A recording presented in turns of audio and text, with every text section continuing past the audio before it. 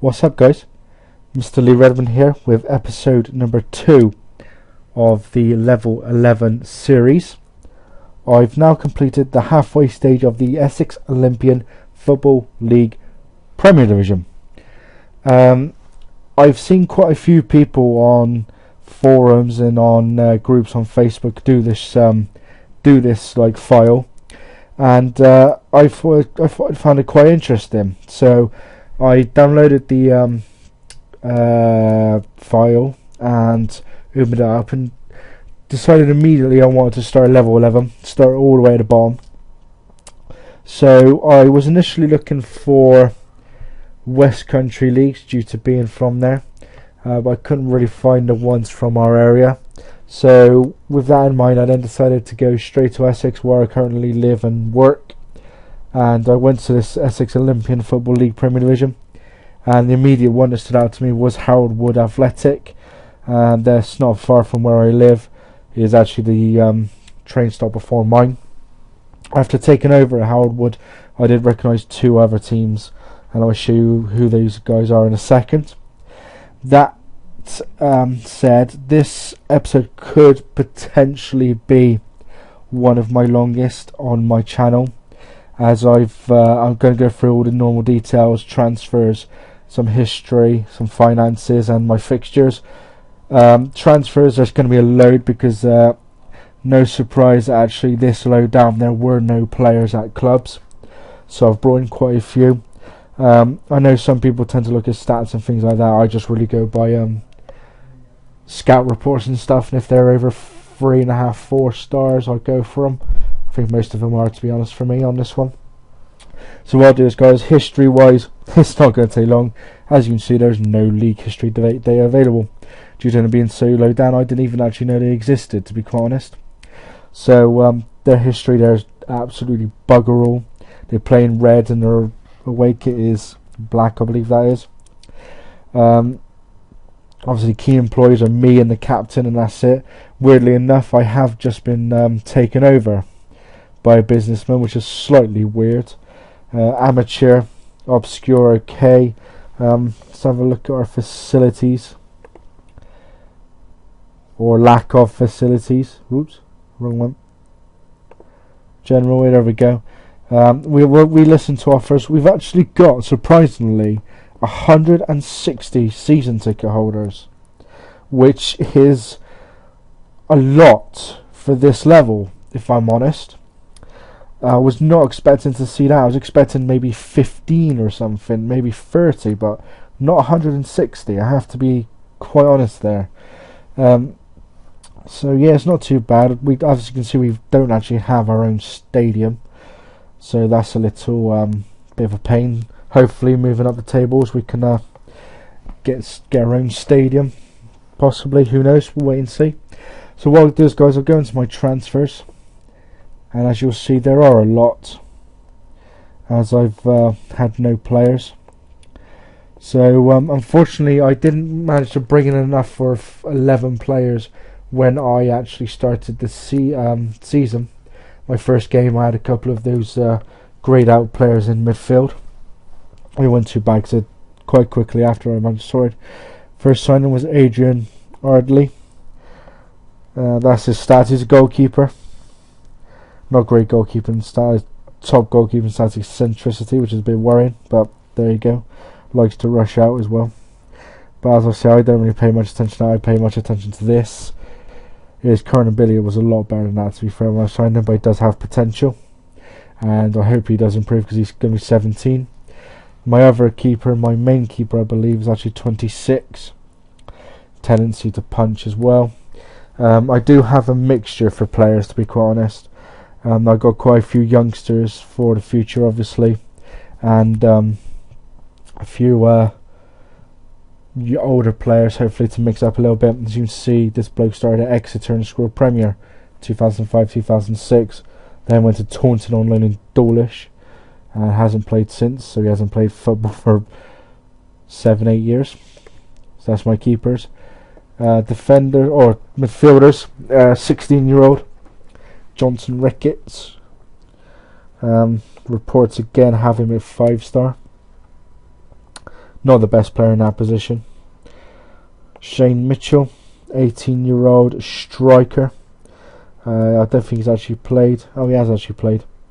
So it's 18-year-old striker, and his report has him actually at 5-star current ability and potential ability of 5 as well.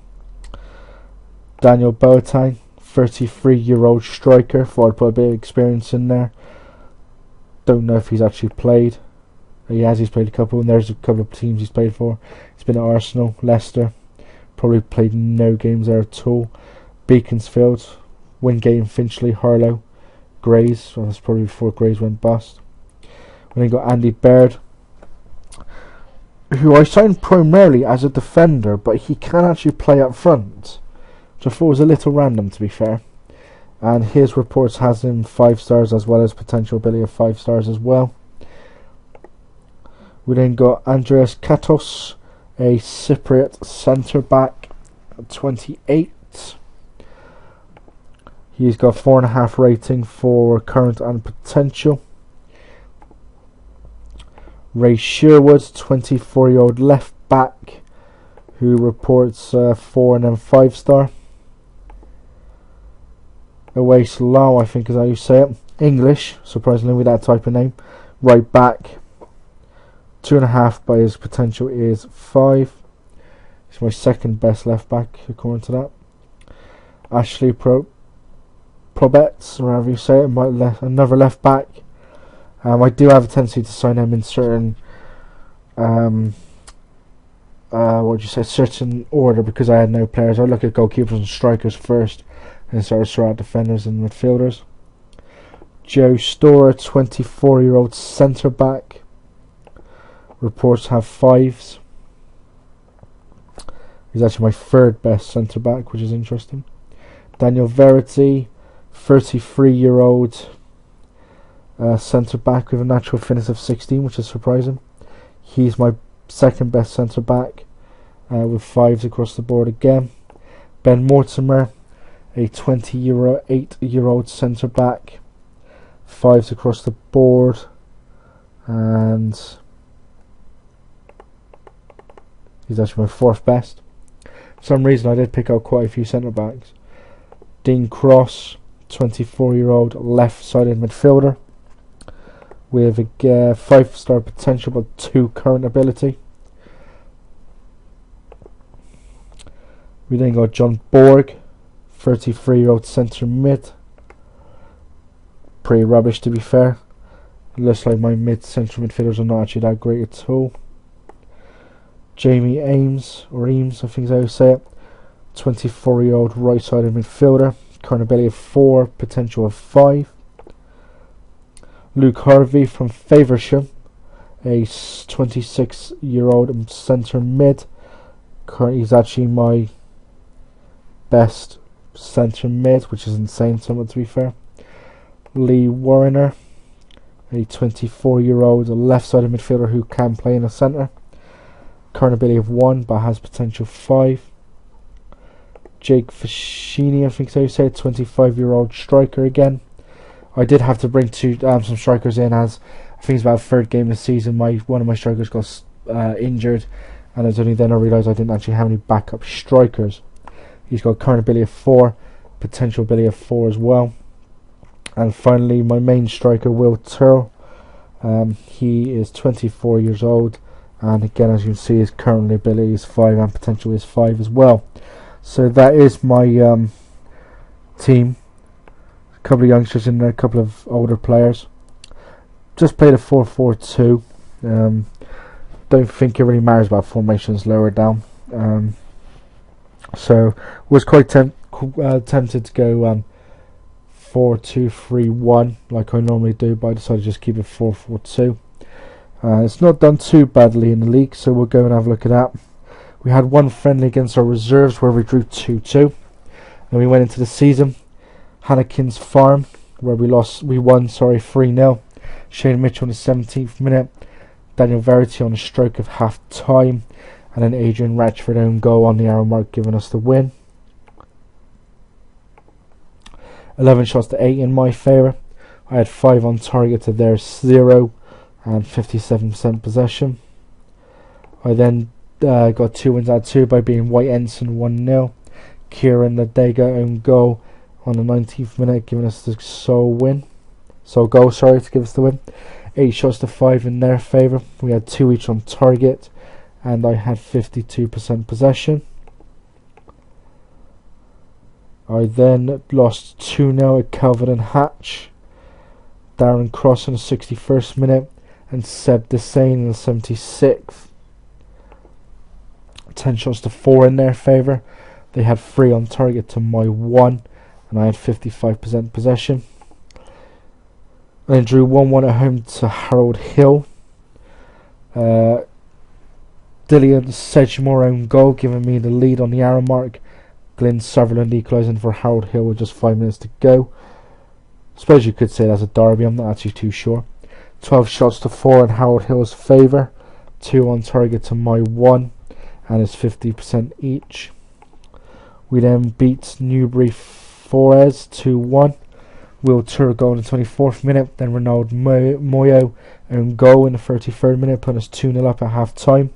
And on the stroke of full time, Philip Thomason scoring for Newbury Foxes to give us a 2-1 win. I think that's about a 4th or 5th own goal this season so far. 9 shots to 4 on for them. They had 2 on target to my 1, and I had 54% possession. We then drew 0-0 at Frenford Senior. Daniel Verity was injured in the 65th minute, and Lee Warner in the 84th. 5 shots to none in their favour. They had 2 on target to my none, and they had 56% possession. We then drew 1-1 at Buckhurst Hill.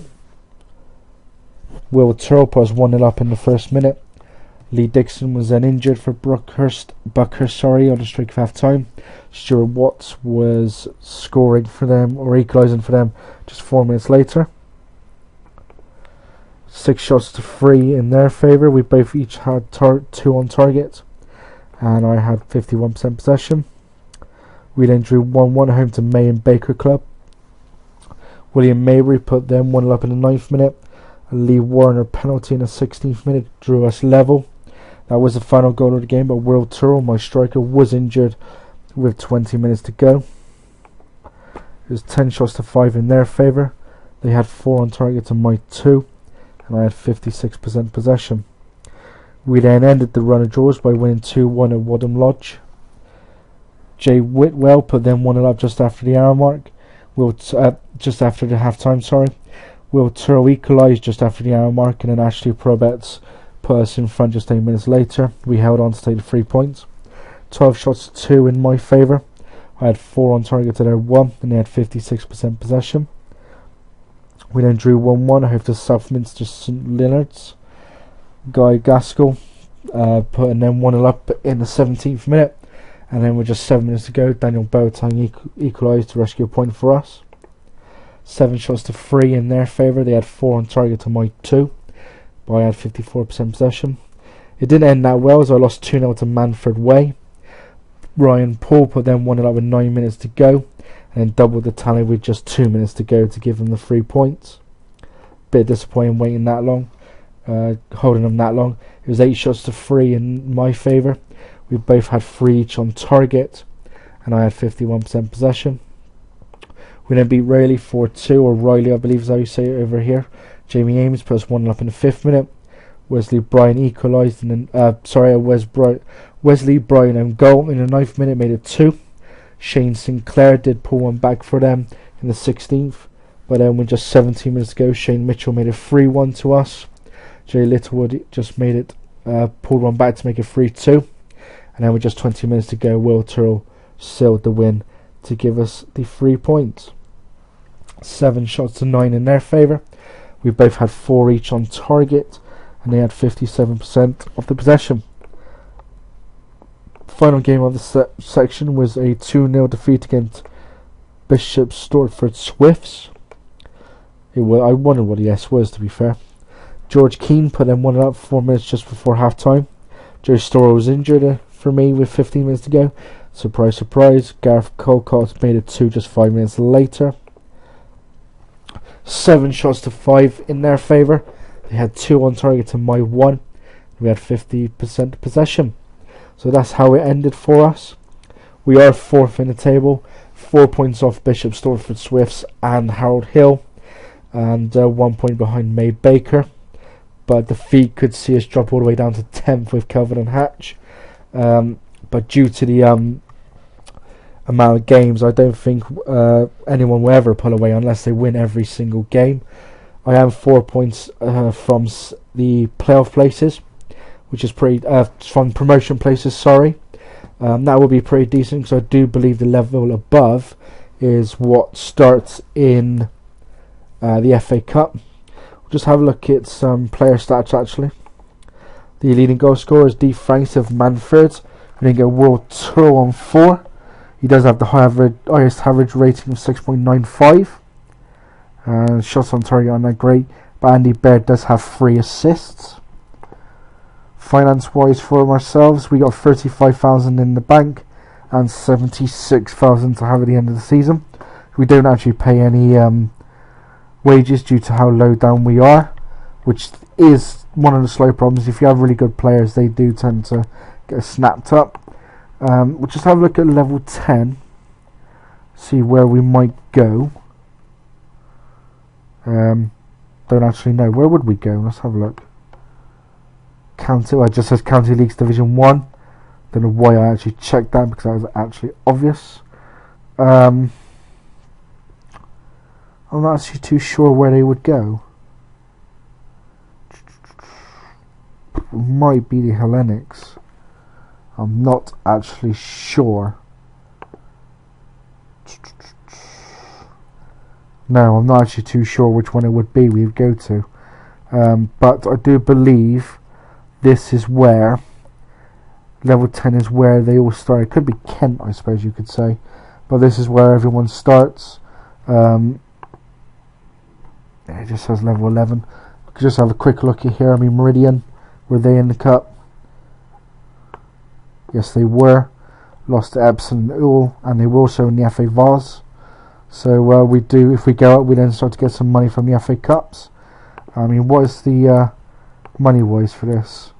28k to the winner. That's sorry, I'm looking at the wrong one. That's the second round. You get $1.5 grand if you win the first preliminary round. So that's not too bad at all. So yeah, guys, not too bad. I reckon not too bad. We've drawn a bit too many for teams at the top. 1 or 2 wins, obviously, turn them into wins. We'd be joint top with Bishop Stortford and Harold Hill. But yeah, I quite like this thing actually. I just want to see how far I can take Harold Wood. I mean, obviously, we could again in the league. I highly doubt I'll be there that long, to be honest. But maybe getting into the regionals, that would be quite nice. FA Cup wise would obviously be to, from my point of view at the moment, would be to qualify for or get into the main qualifying rounds, not the actual preliminaries. Get out of the preliminaries, get to the first qualifying round. I'm not quite sure how the FA Vase is actually done. Where is it? There it is. FA Vase. Oh, so there's actually main rounds straight away, so that'd be quite good doing that. FA Trophy, I'm not quite sure what the highest starting section is in that third qualifying round. It's probably the main regionals and stuff. Maybe the possibly down to the regional first as well, I think, by the looks of that. Yeah, it's regional first, so maybe getting to there would be quite nice. But we'll have to wait and see. But yeah, leave some likes, guys. Leave some comments. Subscribe. Would appreciate all the help and all the views I can get. Tune in next time for an end of season review with Harold Wood Athletic in the Essex Olympian Football League Premier Division. Try saying that fast or when you're drunk. And hopefully we can finish top half. That'd be quite nice initially. But considering we're only 4 points off the top 2, who knows? We can maybe have a end of season push. But that's it for this episode, guys. As always, take it steady.